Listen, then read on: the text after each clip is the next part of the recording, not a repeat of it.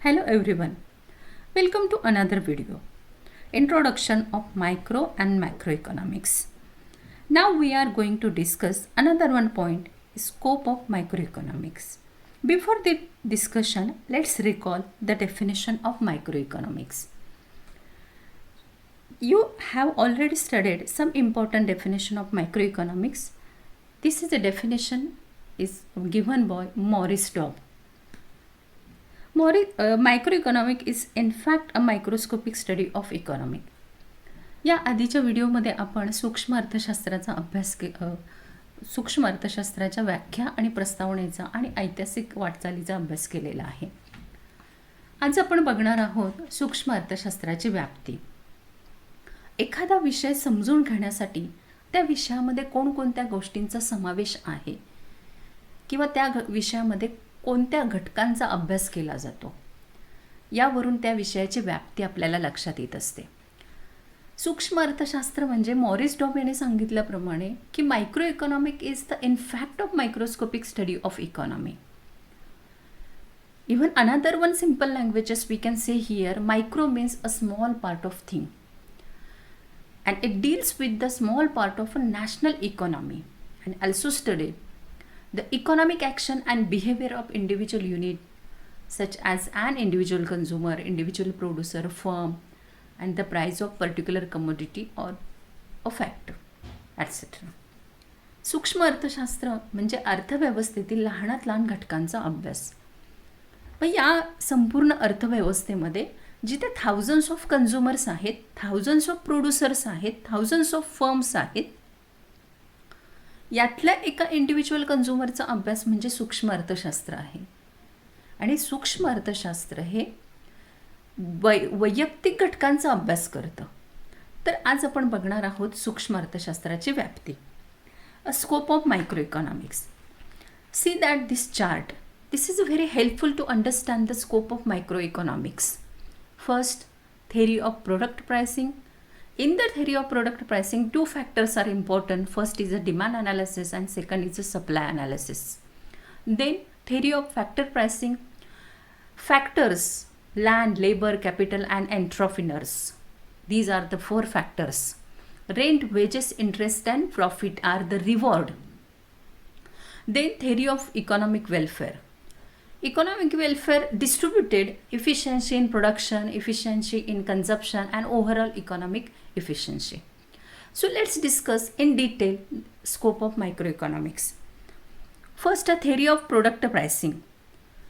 The price of an individual commodity is determined by the market force of demand and supply.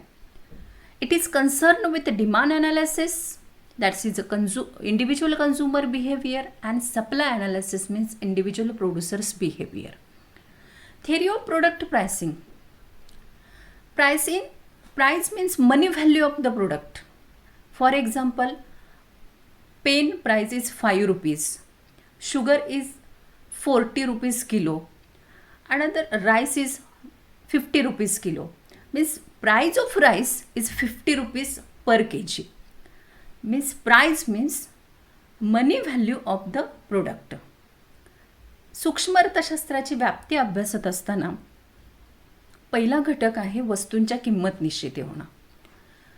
आपल्याला सर्वांना माहीत आहे की जेव्हा आपण बाजारात वस्तू खरेदीसाठी जात असतो तेव्हा आपण प्रत्येक वस्तूला वेगवेगळी किंमत देत असतो आणि त्या वस्तू खरेदी करत असतो.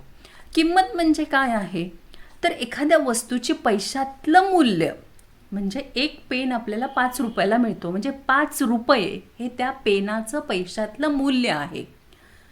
सूक्ष्म अर्थशास्त्र हे वस्तूच्या किंमत निश्चितीचा अभ्यास करतं आणि हा अभ्यास करण्यासाठी किंवा वस्तूच्या किंमत निर्धारणासाठी आपल्याला 2 घटकांची गरज असते. First is a demand and second is a supply.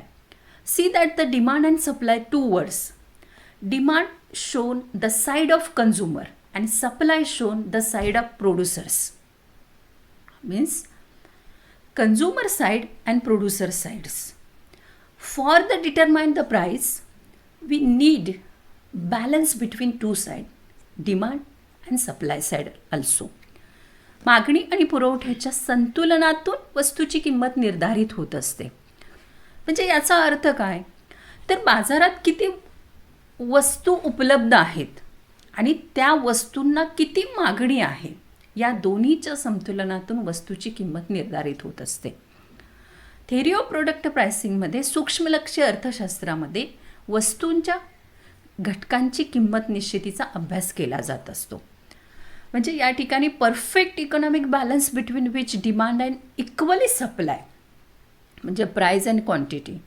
Wien demand equal supply have economic equilibrium, म्हणजे ज्या ठिकाणी पुरवठा आणि मागणी हे समान आहेत तिथे वस्तूची किंमत निर्धारित होत असते. इथे आपल्याला त्या डायग्रामवरून तुमच्या लक्षात आलं असेल की demand fall, supply rise, demand rise, supply fall आणि price rise and price fall. वस्तूची किंमत निर्धारित होत असताना सपोज आपण असं म्हणूया की एखाद्या वस्तूची किंमत कमी झाली की त्याचा पुरवठा बाजारातला मागणी कमी आणि पुरवठा जास्त असेल तर त्या वस्तूची किंमत कमी होते. लिसन केअरफुली दिस स्टेटमेंट, की जेव्हा बाजारात मागणी कमी असते आणि पुरवठा जर जास्त असेल तर त्या वस्तूची किंमत कमी होते, आणि याच्या उलट मागणी जास्त आणि पुरवठा कमी असेल तर त्या वस्तूची किंमत आपोआप वाढत असते. म्हणजे सूक्ष्म अर्थशास्त्राच्या अभ्यास विषयामध्ये हा घटक महत्त्वाचा आहे. देन आहे theory of factor pricing. In the microeconomics, land, labor, capital and entrepreneurs are the factor that contributed to the production process. And macroeconomics help to determining the factor rewards for land, labor, capital and entrepreneurs in the form of rent, wages, interest and profit respectively. म्हणजे factor income हे काय ठरतं, म्हणजे incomes that is 4 factors of production give us land, labor, capitals and entrepreneur give us rent, wages, interest, profit and respectively. म्हणजे land give us rent, labor give us wages, capital give us interest and entrepreneur give us profit. सूक्ष्म अर्थशास्त्राच्या व्याप्तीमधला हा दुसरा भाग आहे की ज्याच्यामध्ये उत्पादन घटकांना दिल्या जाणाऱ्या मोबदल्यांचा निश्चितीचा अभ्यास केला जातो. उत्पादनाचे एकूण 4 घटक आहेत ज्यामध्ये भूमी, श्रम, भांडवल आणि संयोजकाचा समावेश होतो. या 4 घटकांना दिले जाणारे मोबदले रेंट, वेजेस, इंटरेस्ट आणि प्रॉफिट आहे. की भूमीला खंड दिला जातो, कामगाराला वेतन दिलं जातं, भांडवलाला व्याज दिलं जातं आणि संयोजकाला नफा दिला जातो. आणि हे मोबदले ठरवण्याचं, या सर्व घटकांचे मोबदले ठरवण्यासाठी आपल्याला सूक्ष्म अर्थशास्त्राची मदत होते. म्हणजे this is a second point in the scope of microeconomics is the theory of factor pricing. Then let's move the third point, theory of economic welfare. Welfare is basically deal with the efficiency in allocation of resources and efficiency in allocation of resources that attain when it result in the maximization of the satisfaction of the people. Efficiency involves 3 efficiencies. First, efficiency in production, second, efficiency in consumption and third is overall efficiency. तिसरा घटक आहे आर्थिक कल्याण. आता आर्थिक कल्याणामध्ये सूक्ष्मलक्षी अर्थशास्त्रामध्ये ज्या आर्थिक कल्याणामध्ये व्याप्त्यांचा समावेश होत असतो त्यामध्ये वेगवेगळ्या प्रकारच्या एफिशियन्सी म्हणजे कार्यक्षमतांचा समावेश होत असतो. ह्या ज्या सर्व कार्यक्षमता आहेत, म्हणजे पहिली एफिशियन्सी इन प्रोडक्शनमध्ये it means that producing maximum production, maximum possible amount of goods and services from the given amount of resources. म्हणजे जितक्या उपलब्ध साधनसामग्रीचा वापर करून उत्पादन घेणं ही एक एफिशियन्सी आहे. की उत्पादन क्षेत्रातली कार्यक्षमता काय आहे, तर जी उपलब्ध साधनसामग्री आहे याच्या मदतीनं जास्तीत जास्त उत्पादन घडवून आणणं. आता उत्पादन घडवून आणणं म्हणजे काय, तर आपण असं म्हणतो production means what, the production means raw material converted in to the finish good. म्हणजे कच्च्या मालापासून पक्क्या मालात रूपांतर करणं, it is a production.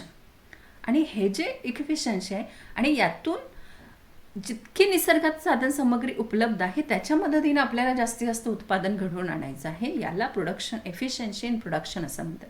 Efficiency in कन्झप्शनमध्ये It means distribution of produce, goods and services among the people for consumption in such way to as maximum total satisfaction of the society. संपूर्ण समाजाचं जास्तीत जास्त समाधान होईल अशा पद्धतीने उत्पादित वस्तू व सेवांचं लोकांमध्ये वितरण करणं. अँड थर्ड इफिशियन्सी आहे ओव्हरऑल इकॉनॉमिक इफिशियन्सी, एकूण आर्थिक कार्यक्षमता. It means the production of those goods which are most desired by the people, की अशा वस्तूंचं आपल्याला उत्पादन घ्यायचं आहे की ज्या लोकांना सर्वाधिक प्राधान्यानं हव्या आहेत. आपल्याला अशा वस्तूंचं उत्पादन घ्यायचं आहे की ज्या लोकांना सर्वाधिक प्राधान्यानं हव्या आहेत. तर या 3 इफिशियन्सी थेरी ऑफ इकॉनॉमिक वेलफेअरमध्ये कन्सिडर केल्या जातात. आणि या इफिशियन्सी किंवा स्कोप ऑफ मायक्रो इकॉनॉमिक्समधून आपल्याला असं लक्षात येतं की सूक्ष्म अर्थशास्त्रामध्ये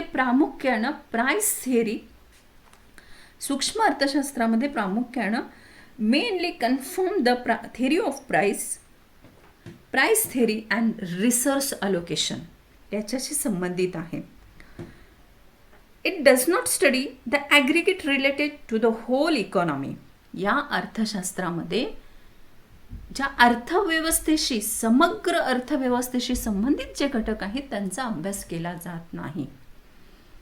for example unemployment, poverty, inequality in income यासारख्या समग्र घटकांचा अभ्यास सूक्ष्म अर्थशास्त्रामध्ये केला जात नाही.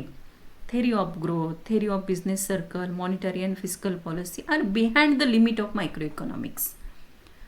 म्हणजे सूक्ष्म अर्थशास्त्रामध्ये अर्थव्यवस्थेतील लहानात लहान घटकांचा अभ्यास केला जातो. म्हणजे मॉरिस डॉब यांनी म्हटल्याप्रमाणे अ मायक्रोस्कोपिक स्टडी ऑफ इकॉनॉमी, अर्थव्यवस्थेचं सूक्ष्मदर्शी अध्ययन. तर आज आपण बघितलेलं आहे स्कोप ऑफ मायक्रो इकॉनॉमिक्स. यामध्ये आपल्याला 3 स्कोप ऑफ मायक्रो इकॉनॉमिक्समध्ये 3 घटक आहेत. स्कोप ऑफ मायक्रो इकॉनॉमिक्समध्ये theory of product pricing, theory of factor pricing and theory of economic welfare. And in the product pricing, demand analysis, supply analysis, factors आहे rent, wages, interest, efficiency आहेत, production, consumption and overall economic efficiency. in theory of product pricing मध्ये वस्तूची किंमत निश्चितीचा अभ्यास केला जातो. दुसऱ्या घटकामध्ये फॅक्टर प्राइसिंगमध्ये उत्पादन घटकांना दिल्या जाणाऱ्या मोबदल्यांचा अभ्यास केला जातो. थेरी ऑफ इकॉनॉमिक वेलफेअरमध्ये अर्थव्यवस्थेमध्ये साधनसामग्रीचं समान वाटप होऊन समाजाचं महत्तम हित कसं साध्य केलं जातं याचा अभ्यास केला जातो. नक्कीच हा तुम्हाला व्हिडिओमधून स्कोप ऑफ मायक्रो इकॉनॉमिक्स हा घटक समजलेला असेल. एकूणच ओव्हरऑल जर आपण बघितलं तर सूक्ष्म अर्थशास्त्राचा व्याप्ती ही मर्यादित आहे. समग्र घटकांचा अभ्यास इथे केला जात नाही. बेरोजगारी, दारिद्र्य यासारख्या घटकांचा अभ्यास केला जात नाही. फिस्कल पॉलिसी, मॉनिटरी पॉलिसी यासारख्या देखील राष्ट्रीय स्तरावरच्या घटकांचा अभ्यास केला जात नाही. तर micro economic has a limited approach असं आपण इथं म्हणू शकतो. तर या पुढच्या व्हिडिओमध्ये आपण बघणार आहोत features of micro economics. Thank you for watching.